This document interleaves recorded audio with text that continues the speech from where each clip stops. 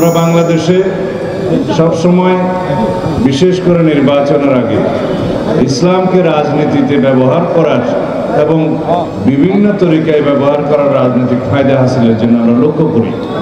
ইদানিং সেটা আরো বেশি লক্ষ্য করি এই জন্যে যে একটি রাজনৈতিক দল তারা নির্বাচনের স্বার্থে, রাজনীতির স্বার্থে ইসলামকে ব্যবহার করে জাতির মধ্যে বিভক্তি নিয়ে আসতে চায়, বিশেষ করে ইসলামের ক্ষতি করতে চায়। সেই জন্যই বাংলাদেশে এখন আজমতে সাহাবা সম্মেলন আরো বেশি বেশি হওয়া দরকার। সাহাবায়ে কেরাম যে ইসলামের অনুশীলন করে গিয়েছেন সেই ইসলামের অনুসারী আমরা। এখানে আমরা মওদুদি ইসলামের অনুসারিত নয়। সুতরাং যারা ফিরকা ফিতনা তৈরি করে বাংলাদেশের মুসলমানদের মধ্যে বিভ্রান্তি সৃষ্টি করতে চায় তাদের কাছ থেকে আমাদেরকে সাবধান হতে হবে। বাংলাদেশের মুসলমানকে সহি দ্বীনি ইলম অর্জন এবং অনুশীলনের রাস্তা উন্মুক্ত করে দিতে হবে। আপনাদেরকে এই দাওয়াত দিতেছিলাম যারা আমাদের মধ্যে বিভ্রান্তি সৃষ্টি করতে চায় এবং সেই বিভ্রান্তি সৃষ্টির জন্য ইসলামকে ব্যবহার করতে চায় তাদের কাছ থেকে আমাদের দূরে থাকতে হবে। এখানে কোনো রাজনীতি নয়। আমি তো পয়লাই বলেছি যে আমাদের হচ্ছে পয়লা দিন বাদ মে দুনিয়া।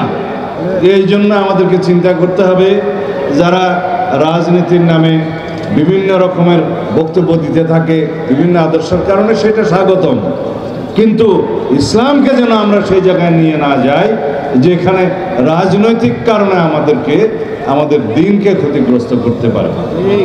এবং আমরা সবাই ঐক্যবদ্ধ থাকি। আমাদেরকে শিক্ষা নিতে হবে। বিগত ফেসিবাদী সরকার, ফেসিস্ট শেখ হাসিনার সরকার বাংলাদেশে ইসলাম বিদ্বেষী সরকার ছিল, তারা মুসলিম বিদ্বেষী সরকার ছিল। আওয়ামী লীগের রাজনীতি এই দেশের মানুষ দেখেছে, এটা অপরাজনীতি, ইসলাম বিদ্বেষী রাজনীতি, আলেম নির্যাতনের রাজনীতি, আলেম বিদ্বেষী রাজনীতি, মুসলিম বিদ্বেষী রাজনীতি তারা করেছে তাদের রাজনৈতিক স্বার্থ হাসিল করার জন্য। আল্লাহর হুকুম কিভাবে তারা বিদায় নিয়েছে, এদেশে তাদের রাজনীতি কিভাবে সমাপ্ত হয়েছে আমরা সবাই সাক্ষী, ইতিহাস সাক্ষী। সুতরাং আমরা এমনভাবে রাজনীতি করি, এমনভাবে আমাদের দলীয় চর্চা করি, এমনভাবে আমরা আগামী দিনে রাজনৈতিক চর্চা করি যাতে আমাদের ভালো আদর্শ স্থাপিত হয় এবং ভালো আদর্শের মধ্য দিয়ে আওয়ামী ফেসিবাদী তথাকথিত অপরাজনৈতিক সংস্কৃতি বিলুপ্ত হয়। এই জন্যই আমাদেরকে সঠিক পথের রাজনীতি করতে হবে, আদর্শিক রাজনীতি করতে হবে, ভালো রাজনীতির সংস্কৃতির চর্চা করতে হবে, বহাল করতে হবে। তার মধ্য দিয়ে একমাত্র বাংলাদেশে অপরাজনীতি বিদায় হবে, সমূলে বিদায় হবে, আদর্শিক রাজনীতি প্রতিষ্ঠিত হবে ইনশাআল্লাহ।